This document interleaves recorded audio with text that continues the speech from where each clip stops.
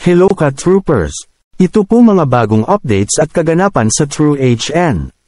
Kamakailan po nabanggit natin ang mga na-hire na coordinator ng TrueHN. Bakit nga ba need ng coordinator ng GDFA? Ang GDFA ang funder ng LAMF at naglunsad ng TrueHN project. Ang LAMF ang implementator ng ilang proyekto ng GDFA, bukod sa sariling proyekto ng LAMF. Sa pagsisimula ng TrueHN Exchange kinakailangang magkaroon ng grant ang lahat ng Pilipino, TrueHN Debit Card or Restricted Debit Card, at hindi gaanong naaabot ng nasabing programa ang lahat ng kababayan sa Pilipinas. Bilang General Administrator ng TrueHN na nagsasaayos ng proseso ng grant application, hindi sapat ang ating access para maabot ito ng lahat. Kinakailangan natin ang tulong ng ilang mapagkakatiwalaang leader ng bawat rehiyon upang mas mag-ibayo ang pagtulong sa mga mamamayan.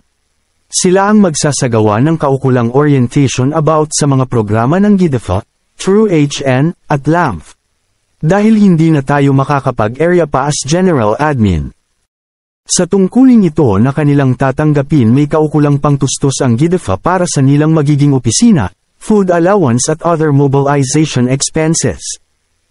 Sila ang magiging access ng General Admin ng LAMF, through sa mga mamamayang kinakailangang maging covered ng programa.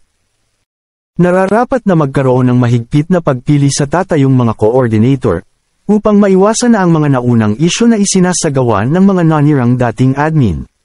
Hindi dapat ay take advantage ng mga kakatawan ng benepisyo ng bawat programa upang makapanlamang o manloko ng kapwa. Hindi natin sila kukunin para sa kanilang sariling pakinabang, kukunin natin sila sa katwiran na upang mas marami ang makinabang sa bawat programa.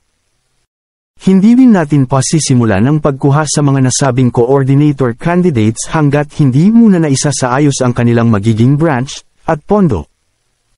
Iwasan ang mindset na maging coordinator dahil nais mamuno lamang o magpakilala dahil sa mga personal na kadahilanan gaya ng politika, na hindi maiiwasan. 3 ang magiging ID ng kakatawang coordinator mula sa GDFA, LAMF at TrueHN. Bawat rehiyon ay 3 coordinator lamang at nasa 10 tao na assistant coordinator with restricted debit card. Ang ating kakatawang coordinator ay nararapat ding maging katuwang sa maimpluwensyang pagtatanggol sa ating kasalukuyang presidente, political brother of AFM, at patuloy na naninindigan sa tagong agenda ng pamahalaan.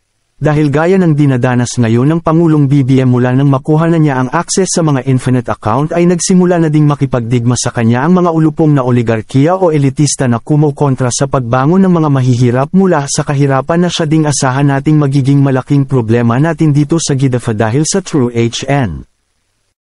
Coordinator na maimpluwensya para sa humanitarian, pagtatanggol sa presidente, at hindi mukhang pera dahil strictly no fees to be collected ang LAMF, TrueHN sa mga beneficiary.